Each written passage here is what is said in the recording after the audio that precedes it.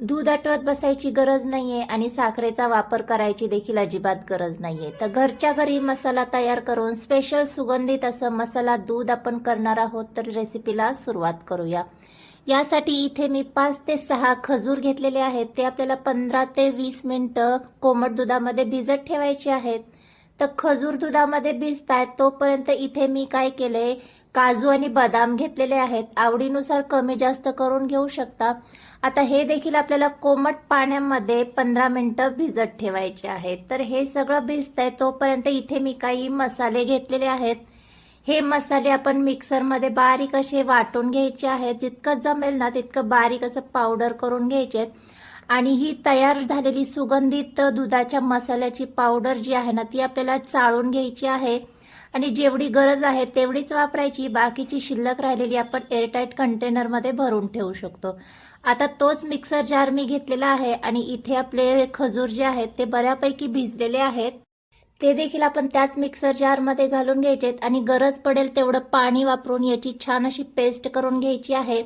आणि इथे मी 1 लिटर दूध गॅसवर गरम करण्यासाठी अगोदरच ठेवलेलं होतं। त्यामध्येच ही तयार केलेली पेस्ट आपल्याला घालून घ्यायची आहे। घालत असताना एका हाताने आपल्याला ती घालायची आणि दुसऱ्या हाताने चमच्याने छान असं मिक्स करून घ्यायचंय, म्हणजे तळाला चिटकणार नाही।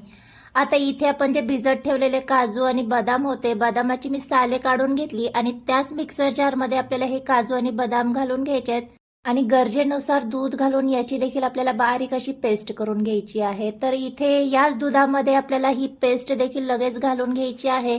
लक्षात ठेवायचं, दूध गरम करत असताना मीडियम गॅसवरच ठेवायचं, नाहीतर जे खजूर आणि बदामाची पेस्ट आहे ना ती तळाला चिटकून करपू शकते। आवडीनुसार ड्रायनट्स घालून घ्यायचे आहेत। इथे मी बदाम आणि पिस्त्याचे काप घालून घेतलेत आणि आपण जो तयार केलेला मसाला आहे ना त्यातला मसाला यामध्ये घालून घ्यायचा आहे। इथे मी छोटे 2 चमचे घालून घेतलेले आहेत आणि दुधामध्ये केसर मी अगोदरच भिजत ठेवलेलं होतं ते देखील यामध्ये घालून घ्यायचे। साधारण 5च मिनिटं या दुधाला मी उकळी काढणार आहे आणि 5च मिनिटात इथे असं दाटसर दूध आपलं तयार होतं। तर इथे तुमच्या लक्षात आलंच असेल, अजिबात दूध न आटवता देखील आपण असं दाटसर मसाला दूध घरच्या घरी कसं तयार केलेलं आहे।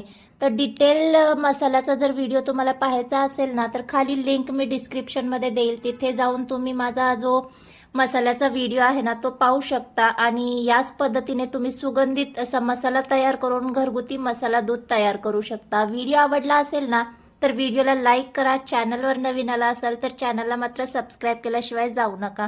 भेटूया अशाच एका नवीन रेसिपी सोबत, तोपर्यंत बाय।